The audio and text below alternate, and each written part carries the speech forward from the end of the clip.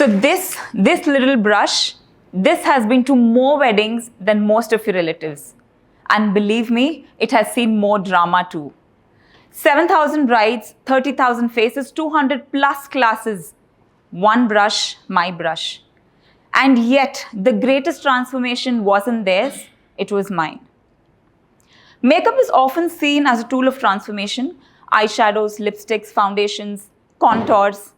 But for me, it is more than just appearance. It is about reinvention. This reinvented me from a corporate employee into an entrepreneur, from a young daughter-in-law with restrictions into a leader who built ecosystems, from one client, one student in my bedroom to 7,000 brides, 30,000 faces, a thriving studio, an academy, and today it has brought me here on this red dot, sharing my story with you. So this isn't just my story. This is a story of anyone who takes the charge of leading and of transforming their own lives.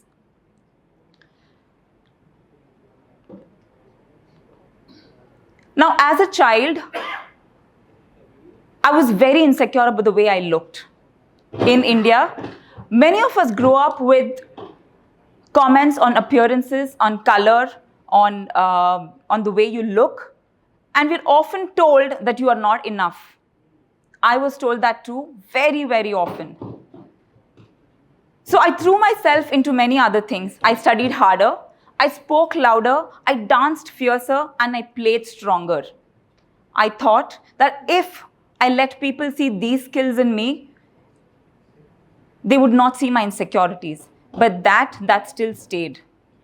So very early in life, I understood that no matter what you achieve, if you don't feel beautiful in your own skin, if you don't feel confident in your own skin, it is going to overshadow everything else that you achieve. So I decided very early in life that if I could make someone feel beautiful, if I could make someone feel confident, and if I could make someone smile back at their own reflection, I will. And that became my motto in life much before I knew that makeup would be my career. Now, I grew up to do my MBA, and I started my career with Naukri.com, and I absolutely loved it. Fast forward to early 20s, I got married in a typical Marwadi family. Now, like many in similar situations, I was told you don't need to work. Dreams don't need permission, they just need that first step. I was not someone who was made to sit at home. There was fire, there were energies, there were ideas. So people told me that comparison is a thief of joy, and I told them inaction is a thief of purpose. Something inside me just kept knocking, this is not what you're made for. So when I was told that you cannot enter an office, I evaluated what is it that I could do for myself, what is it that I could create on my own. And the answer for me was makeup. Why makeup? Because I knew what it was to feel insecure in your own skin, and I knew the power of confidence. Now, going back to Naukri, Naukri.com was very predictable, structured. I had deadlines, there were lunch orders, there were coffee breaks. Now life had put me to the least predictable places of all, weddings. From job descriptions to bridal descriptions, from resumes to rouge palettes, my transformation had begun. At Naukri, I used to match candidates with companies. Today, I match confidence with faces. And trust me, both are equally dramatic. So I started my journey 12 years ago.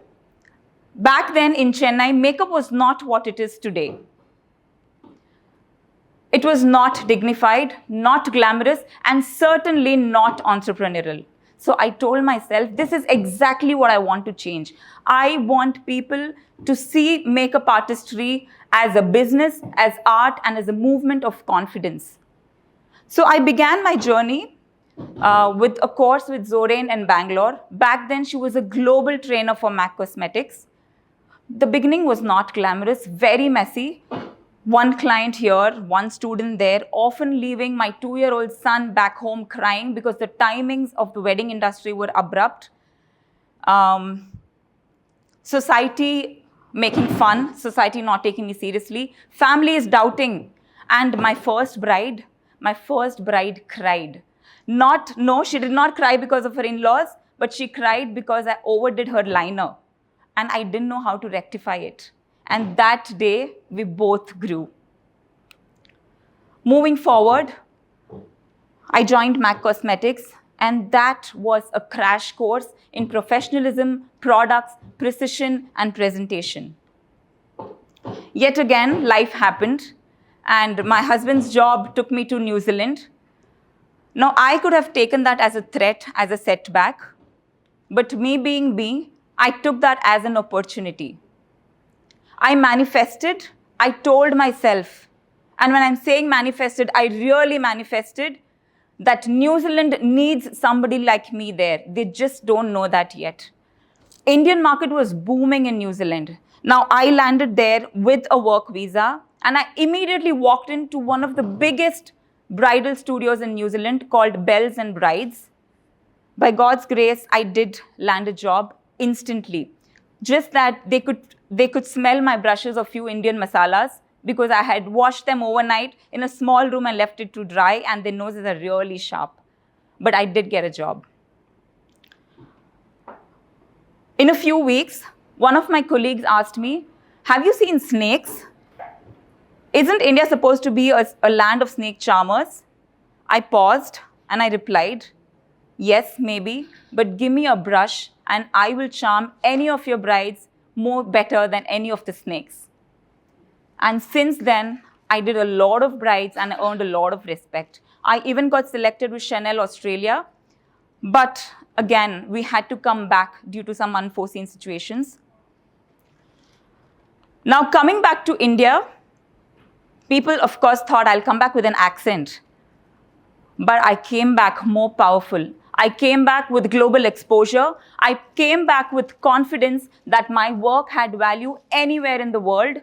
I came back with fresh systems, and with that conviction and with those new systems, I created my brand, Palette Affair, and that was my calling.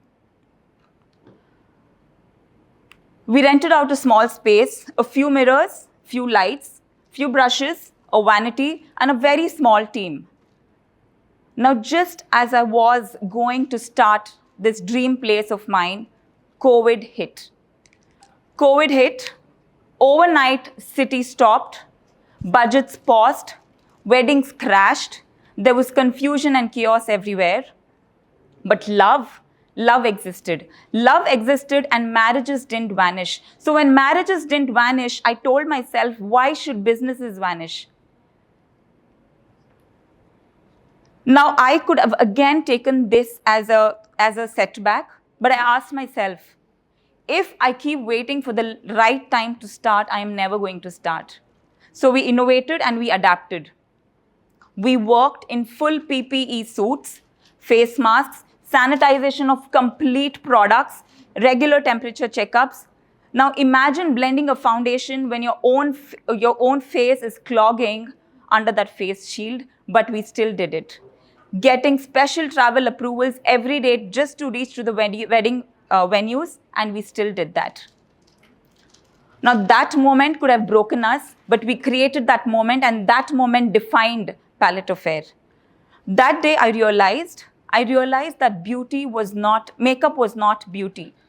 Makeup was about safety, makeup was responsibility, and makeup was giving that bride the courage to walk into her wedding in times of uncertainty. What couldn't break us, it created a momentum for us. People noticed, people remembered. Now, as the graphs were moving up, life again got a little messy. Now, my husband's job was again going to take us to London. But this time I chose to stay. This time I chose myself, I chose to lead, and I chose not to follow. This time I wanted to give it all to my work, to my dreams, to my passion, and to my city. And that one decision to stay back alone with a small child and have a growing business was the most powerful decisions that I had made. And I'll tell you why. So a few years later, that decision was validated when God opened opportunity to one of the biggest projects of my career, 101 weddings. A single charity event where 101 underprivileged, handicapped brides were supposed to get ready within 3 hours. Now, for your information, we take 3 hours to get one bride ready. Now, again, the biggest salons in Chennai, I'm sorry, I cannot name them, but the biggest salons hesitated to take this, but I took this up. I said that if we could survive COVID, I could do anything. So I brought all the artists across Chennai united under Palette Affair. We set up systems, we mapped tones, we worked like relay, and within 3 hours, we did get 101 brides ready. That day, beauty was not luxury. That day, beauty was belonging. What still gives me goosebumps is this project entered the Guinness World Records. So from being told that you cannot work to creating a moment which made history, that was my moment. Another milestone in my work was when I was awarded the Bridal Makeup Artist of the Year. So that was an official validation of all the judgments, of all the sacrifices were all worth it. Now, post that, the numbers tell their own story. But beyond numbers, what we had built was an ecosystem.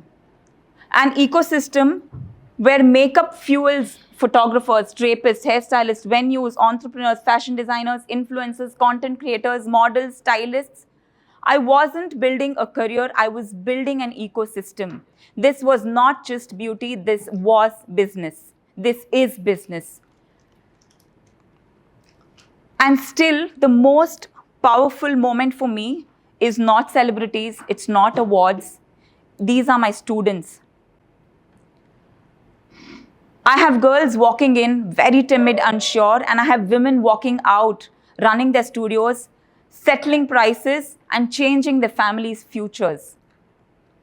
One of my students told me, "Ma'am, me and my family did not know that makeup could be a career." And today she is the highest income earner in that family. Another student told me that I came because I loved colors, I stayed because I found confidence. Now that was powerful. What else is most powerful for me is when my son watches all of this. When he sees celebrities, students and brides walking out of the door, he learns something that schools don't teach. He learns that women can lead, women can build, women can inspire. And when he looks at his mom and he says, "Oh wow, that's a powerful woman," that is the proudest moment for me.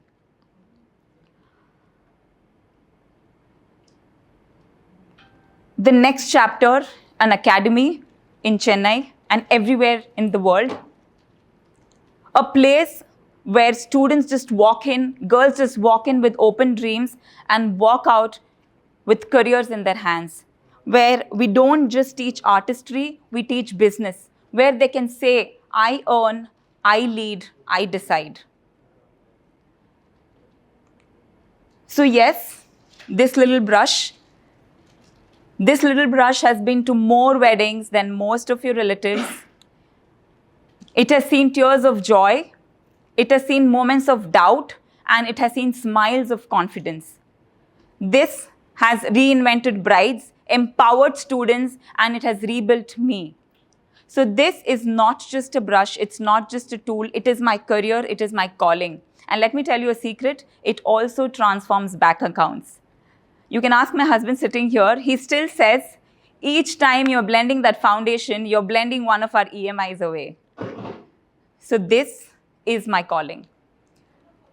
Your brush may not be a brush, it can be a laptop, it can be a ladle, it can be your lens, it can be a stethoscope, whatever it is, please pick it up, don't settle for less. Today, I just want to leave you all with one question.